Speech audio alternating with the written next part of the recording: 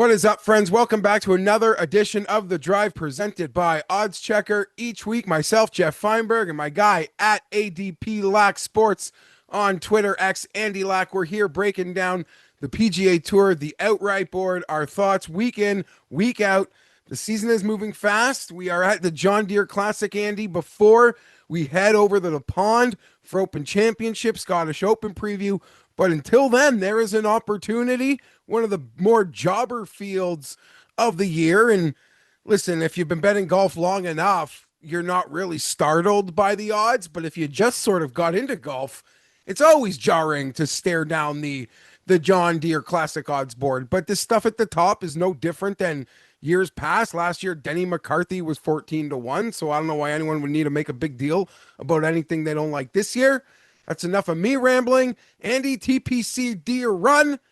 Got to get a hot putter, but anything else you want to bet on this week? Yeah, I mean, wedge play and putting. I mean, it's really these three golf courses, Jeff, in a row, TPC River Highlands, Detroit Golf Club, and TPC Deer Run. They're about as similar three golf courses as we'll see in a row all season. My differences in terms of what I'm looking for from what we talked about last week with Detroit Golf Club, not a whole lot different. Elite wedge play and putting, who can catch a hot putters and solid ball striking for him at the moment. Right. So let's get right into it. A lot of exciting golf still left here on the tour calendar. And hey, Scotty Scheffler's not playing. There's opportunity. A lot of our friends hit a huge 100-1 plus ticket a week ago. Yeah, Maybe there's something big else. congrats. Maybe there's something else here in at Deer Run. But Andy, history shows that this tournament has been pretty kind to like that middle of the board pocket, that like 25 to 50-1 range has Sure. been, the winner's circle has been very kind to that part of the betting board. But before we get into that, we will mention Ben Griffin, 16-1, Jason Day, 25-1. That's the top of the board as I've refreshed my odds checker grid. Denny McCarthy, 30-1. Oh, wow, it just flashed down to 28. So that's it. Three guys under 30-1. Siwoo Kim 33, Poston 33. I guess we'll round it out there for a moment. If you made me pick one in this range, I guess I would say JT Poston, but I'm going to make a bet not far behind it. So I'm out on this range.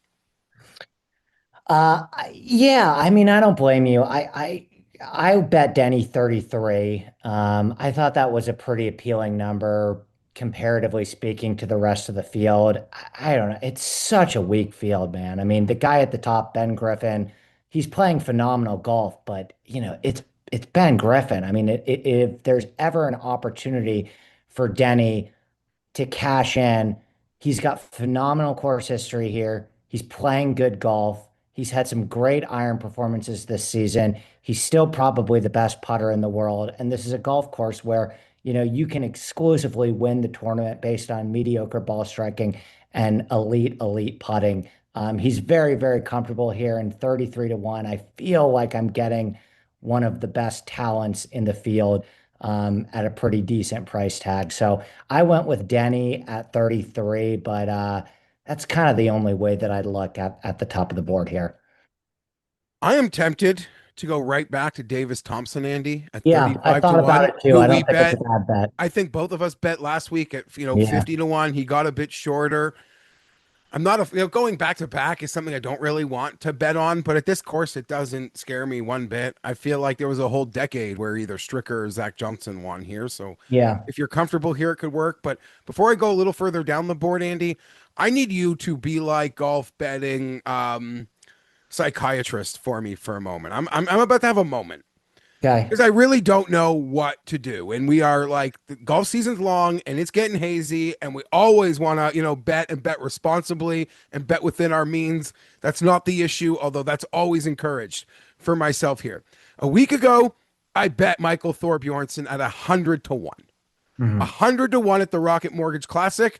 And, for like a month leading into the event, I thought I'd get to bet him at like 30 or 40-1 in that event. He had some risk stuff, but nonetheless, I wish I was mature enough, maybe, or disciplined enough is the proper term, to treat each golf tournament like a Simpsons episode. Mm. By that I mean, and you're a little younger than me, Andy, and I don't know if you're even friends or even. I mean, I haven't watched Simpsons in 20 years. But my point being is, in The Simpsons, there could be like a bad car accident. They wreck the car, the dog gets lost, something like bad happens, but the next week it never happened. Do you know what like it didn't even exist in the Yeah. storyline. Like, oh, Yeah. that person broke their leg. 3 days later, they're no longer have like the broken leg never happened. I like just I don't know whether I'm betting Thor Bjornsson because I feel like I have to, or like just be I wish I could just forget about it.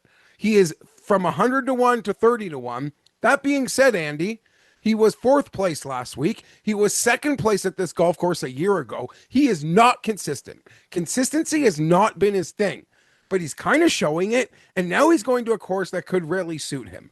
What do Yeah. you say to us Thor Bjornsson backers from a week ago, who I believe I'm not the only one who's just in a total conundrum right now? Yeah, I get it. I mean, even when the field is 100 times worse, it's still hard to wrap your head around betting buying high when you were on the right track last week, buying low. Um, I like the bet. I mean, I think Thor has a very solid chance to win this event. I don't think he'll end up making my betting card, but I love the course fit. I love the way that he's playing. I mean, it's the question you have to ask yourself at the end of the day is, if that's the outcome that ends up happening, is that more pain for you than using your exposure elsewhere? Right. Peace of mind. And I think I'm from the camp of you can't put a price on peace of mind, but the Yeah. disciplined, methodical better will say, "Sir, you gotta ignore that. You gotta live with that. You gotta live with that." Let's move on. I just done my spiel. I don't think I'll be able to avoid betting Michael Thorbjornson. 35 to 1 is the best I'm seeing on the odds Yeah. checker grid. Yeah. Because as I mentioned before, I think this range is sort of the hot pocket of the winner. And I think the next handful of names we suggest is where the winner is going to come from. This group, this sort of like 35 to 55, 60 to 1. Uh, Kevin Yu, I believe, is a lovely option. Ryan Gerard, if you believe, can make a couple putts. He's an easy guy to want to go back to. Luke Clanton, Andy, finished second a year ago here. Chris Gotterup gained across the board last week in Detroit. Just a Hmm. very lovely week. Obviously, didn't mix on a leaderboard. Could be a popular player. And then we get to your boys, Bud Cauley, Alex Smalley. We could keep going, but I truly believe our winner is coming from this tier of the betting circuit. Yeah. I bet Kevin Yu and Lucas Glover. Um, both of them are just tremendous ball strikers. I hope I can catch a good week with their putter. Both have obviously outstanding course history here. They're both players that are super comfortable at this golf course. And I like the way that they're playing. I mean, Yu has two recent top fives. Glover's coming off an awesome ball striking performance at the Travelers where he finished top 10. So I went with Yu and Glover at 40 and 45, and then I have one bet at 70 and one bet at 100, and a little room to add one or two more guys down the board. Yeah, using your terms, I believe this could be like a flood the zone Hmm. um sort of Yeah. week. Neko Echeverria is getting a lot of love Yeah. this week. I could see I why get it. I that's a move I haven't made, but I could see why people really do like him. A bet that I have made though, Andy, out here at 80 to 1. Maybe it's someone that you were swimming around. Matt McCarty. Yeah. I like it. Not going to He make my card, but I certainly understand it. obviously, popping and crossing the line first for the ceiling is probably a really big ask, but he has been playing some really strong and consistent golf lately, and that is one that I was willing to back here at 80 to 1 to bring home the John Deere Classic. Yeah, yeah, I don't mind it one bit. I took a look at McCarty, phenomenal putter. The ball striking is comes and goes, but played well last week at Rocket. I've got no problem there. I went in a different direction. I bet Lee Hodges at 70 to 1. Big Lee Hodges fan. He's shown before that he can black out and win a bent grass birdie fest like he did by 6 strokes at the 3M Open a couple of years ago. He's coming off a solid ball striking performance um, at Rocket Mortgage. Prior to that, he played well in Canada as well. He's a top 10 finish at TPC Toronto recently. So he's playing some great golf. I think it's a great course fit. And then my guy Doug Gim, 100 to 1, just playing some excellent golf at the moment. Top 20 finish at the Rocket Mortgage, gained in both ball striking categories. Hopefully we get something close to a decent putting week from him. Yeah, I mean, if Doug Gim could putt, he would have won a few tournaments by Yeah, now. But this is yeah, the sort of event, Andy. Like, if you believe someone is a PGA Tour winner, like in our heads, like hardo golf fans, it's almost like the place you have to bet them, yeah, yeah, right? Anything feels possible. I mean, we could spin the wheel of losers pretty hard this week, and I use that term losers with like I don't mean that. I just mean like take your roulette spin of golf betters and let's get at it. I'm going to be living in that mid tier this week. Thor Bjornsson, Kevin Yu. I believe a guy like Kurt Kitayama will find his way onto my card. Matt McCarty, Sam Stevens. That is exactly what I am swimming around this week. A lot of exposure in that like 30 to 60 to 1 range. Couple hit and runs for me. yeah, yeah. I think that's a very valid strategy this week, Jeff. Past couple of years, it's been between 25 and 50 to 1. You're never going to get the numbers that you love when the field is this weak, but a positive way to think about it is that there's really no one for you to worry about at the top. There's nobody in this field that should really scare you in terms of like if your guy in the 50s or 100s gets into the mix. If it's meant to be, it's meant to be because there's no great player out there that's going to outperform them.